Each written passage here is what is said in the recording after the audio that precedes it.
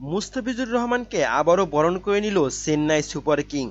মুস্তাফিজুর রহমান আসা মাত্রই ধোনির দল আরও চাঙ্গা হয়ে উঠেছে। আর মুস্তাফিজুর রহমানকে যে কতটা কদর করছে চেন্নাই সুপার কিংস, সেটা না দেখলে কখনোই আপনি বিশ্বাস করবেন না। এদিন শ্রীলঙ্কার বিপক্ষে সোমবার সিরিজে শেষ ম্যাচ খেলেন মুস্তাফিজুর রহমান। মঙ্গলবারই আইপিএল খেলতে দেশ ছাড়েন তিনি। এবার এমএস ধোনির দল চেন্নাই সুপার কিংসে খেলবেন মুস্তাফিজ।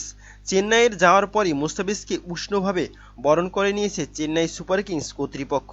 সামাজিক যোগাযোগ মাধ্যমে ফিজের একটি ছবি ছেড়েছে চেন্নাই, যাতে মুস্তাফিজের হাতে আছে চেন্নাইয়ের জার্সি পরা একটি সম্বলিত ছবি। আর এবারের আইপিএল শুরু হবে 22শে মার্চ থেকে।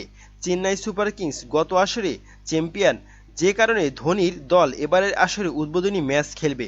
অর্থাৎ 22 মার্চ চেন্নাই ম্যাচ খেলতে নামবে রয়্যাল চ্যালেঞ্জার বেঙ্গালুরুর বিপক্ষে। ওই ম্যাচের একাদশে মুস্তাফিজ সুযোগ পাবে কিনা সেটাই এখন দেখার অপেক্ষা।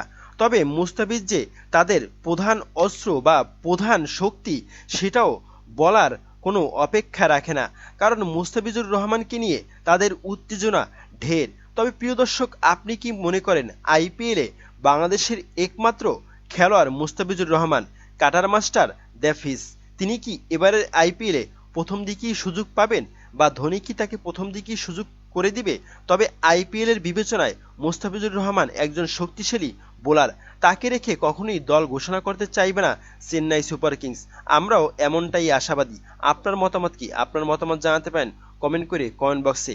এবং মুস্তাফিজুর রহমান যেন সুস্থ থাকে এবং আবারও সুস্থ হয়ে বাংলাদেশ দলের সাথে যোগ দিতে পারে, সেই জন্যই সবাই দোয়া করবেন। কারণ মুস্তাফিজুর রহমান অনেকটাই চোট অবস্থায় চেন্নাই সুপার কিংসের সাথে যোগ দিয়েছেন, তবে এখন পুরোপুরি সুস্থ আছেন। ধন্যবাদ।